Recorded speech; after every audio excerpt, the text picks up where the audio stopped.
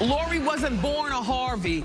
Steve adopted her when he got with Marjorie, his wife, but she got with him on some...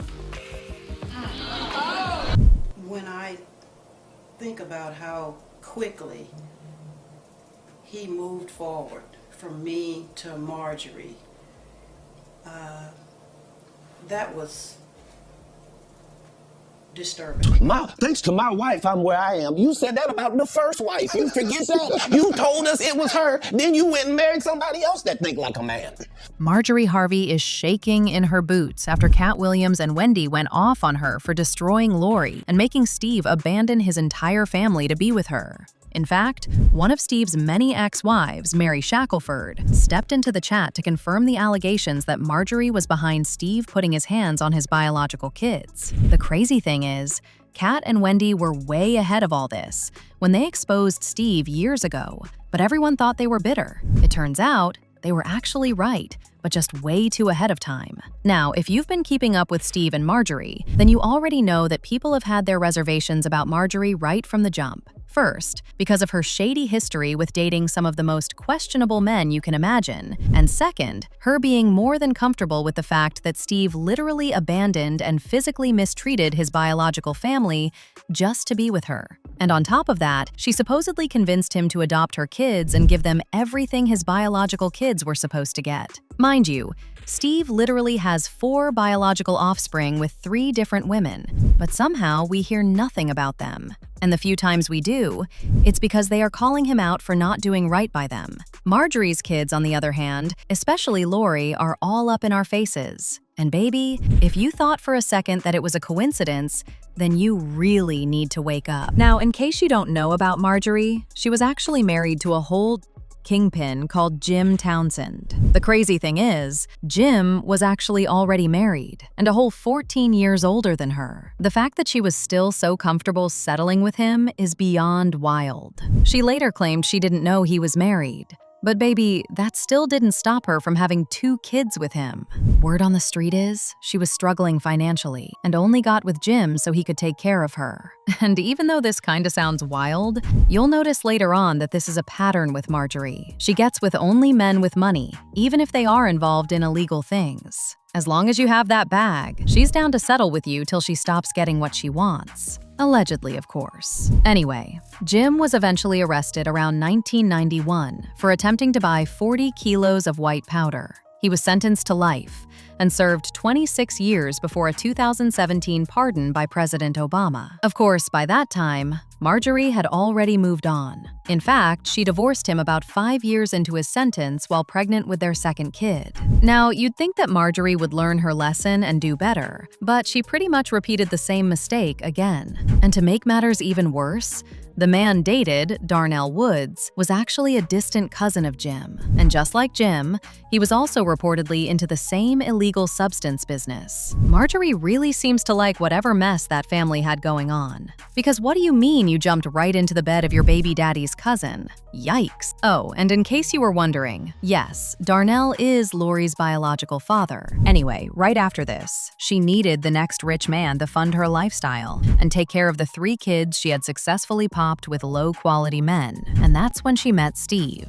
Now, as I said earlier, Steve also had 4 kids of his own at this point and had just begun making money from comedy. But instead of spending that on his kids, he decided to marry Marjorie, adopt all 3 of her kids, and give them the life that his own kids were supposed to have. At the time that Marjorie walked into Steve's life, he had just ended his marriage with Mary, or so we thought. According to Mary, she found emails and letters between Steve and Marjorie that proved he was actually cheating on Mary way before they got divorced. And even after doing that, he brainwashed their son Winston into thinking she was the problem. Marjorie saw all this go down and didn't even bother checking Steve. As long as he was down to adopt her kids and make her the first lady of that household, she was good. With all the emails and the text messages and the different things that were that I was finding out about, I thought the least that he could do, make me whole at the end of it. He he left. He just left, walked out the door. Once he realized that I was going to divorce him, he walked out the door. He had a shoulder bag. He walked out.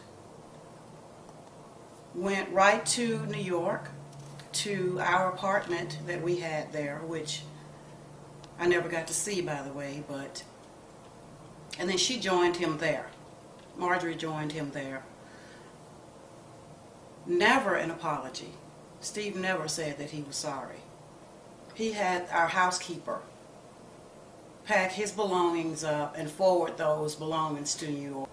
He took my Winton. Took my Winton from me. He turned my son against me. Had me evicted from our house. Thrown out. All the businesses, all the money, the cars. At a moment when I was down and devastated, he maneuvered everything. He manipulated the courts, everything against me. Now, you'd think that Steve and Marjorie would at least do right by Winton, since they allegedly convinced him that Mary was the problem. But according to Mary, Marjorie actually watched Steve put his hands on Winton so badly that he ended up in the hospital fighting for his life. In an explosive article posted by TMZ, Mary claims Steve got a phone call from the boy's school informing him his son lied about turning in homework. According to Winton, Steve hit him with a belt and then a paddleboard, the kind used for hazing in fraternities. And according to the police report, the cops took photos of the boy's injuries, showing bruises on his buttocks and right thigh, as well as cuts on his leg. The police report says the boy told cops the beating was so brutal he had trouble urinating for days. Imagine going through all of that just to get custody of your son, only to bring him home and treat him badly. You really cannot make this stuff up.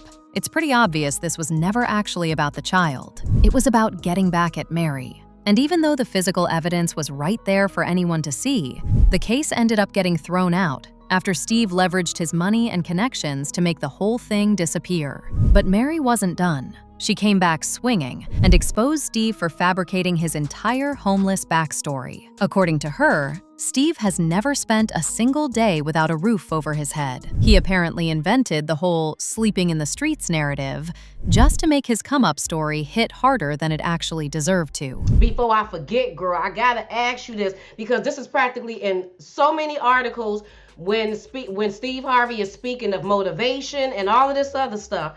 Was Steve homeless? Was he homeless, sleeping in his car and all of this stuff? Steve Harvey was never homeless a day in his life. Not one time. Because let's just add this up. Between your mama's house, Marsha's house, my apartment, and whatever you had purchased for Marjorie, what point in there would he have time to be homeless? Okay, the closest he ever came to homeless was when I think it was a year into our relationship. And he kept saying, I want you to go out on the road with me. I want you to go. And he wasn't making a lot of money.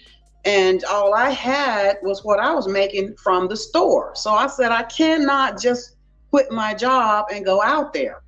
So I guess it was about a year and a half later, I actually quit the job. And he was like, you got to go. I need you out here. So there were nights when we had to get from like Dallas to Miami or whatever. Obviously, you can't drive that in one sitting. So yeah, there were some times when we would pull over to a park or whatever. Steve was never homeless a day in his life. And all this People magazine, from homeless to millionaire and all of that. No, he was never hungry.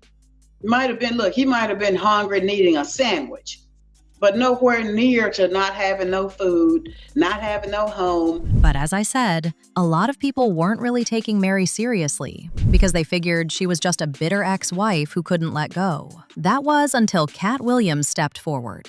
threw his full support behind her, and confirmed everything she'd been saying all these years. And things get even messier from there, because Katt also came for Steve over his credibility in the comedy world, accusing him of building his career on other people's work. He claimed Steve was secretly jealous of the late Bernie Mac while Bernie was still alive. But the moment Bernie passed, he turned around and lifted his entire style. He also called Steve out for helping himself to Mark Curry's jokes as well. Better than all of y'all, and y'all thought y'all had one over on him. You thought he was black and ugly, and you were good looking, and he couldn't make it because you did. And that ain't the way comedy works. The king is the funniest. Period. Every time. And that's why no audience member was ever swayed. It didn't matter where Bernie went. You think if Bernie went first, he wasn't the king? Get out of here. Get out of here. Get your ego out of this. You let the best be the best. And he wasn't finished either, because he went all the way in defending Mary by backing up her claims about Steve's fake homeless story. According to Katt, Steve was out here collecting $3,000 checks every other night, touring alongside Mark Curry, well before fame ever found him. That whole rags to riches narrative was apparently completely made up. Like Steve Harvey telling people he used to be homeless. That's my story. That's not his story. Steve Harvey wasn't never homeless. When Mark Curry was touring with him 25 years ago, he was making $3,000 a show in cash and doing 5 shows a week. They just tell the stories. The same Steve that went to go watch Mark Curry do his whole sitcom and then stole everything Mark Curry had. Now Steve got a sitcom where he the principal and he wear a suit and then he gets this high top fade, making all black men think he got the best lineup in the business, and it's a man unit. Then you ask him, why you not a movie star? I didn't want to be a movie star. This the same that hated on Bernie with this same thing. He also called Steve out for never once giving Mary her flowers for the role she played in helping him build his career from the ground up. He didn't mention her by name directly, but it didn't take much reading between the lines to figure out exactly who he was talking about and what point he was making. They just tell the stories.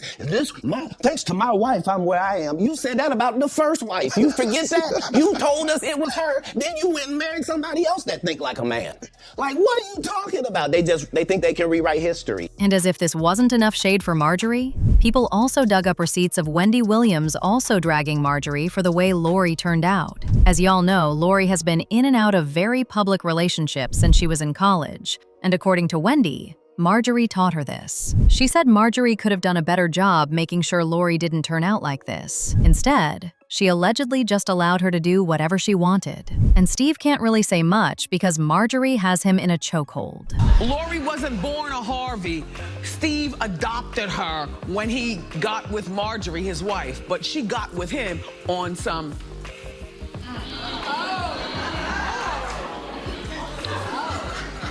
All I'm saying is, Steve, I hope you and Marjorie are very proud of your daughter. At 23 years old, being with a man with so many children and running around, and she dated Puffy and Puffy's son, allegedly. If this was my daughter at 23, I would break her neck, crack her skull, and throw her down the steps. That's all. And you're not the boss of your kids when they're 23 years old, but you could have implemented a certain type of way. Like all this right here, this is treasure, Lori. As usual, people had their thoughts, like this person who said, people talking about Steve Harvey and forgetting that he abandoned his first wife and kids the moment he started to make money and fame, cheated on his first wife Mary with Marjorie, and later married her. Another person said, Steve Harvey took a married woman. Her husband was in jail at that time. He left his wife, mistreated his own kids. Get your bag, Marjorie. But now I want to know your thoughts. What do you think about Katt Williams and Wendy exposing Marjorie for her lies? And do you really think Marjorie got with him specifically to get his money? Let me know your thoughts in the comment section below, and don't forget to click here to watch this other very busy video.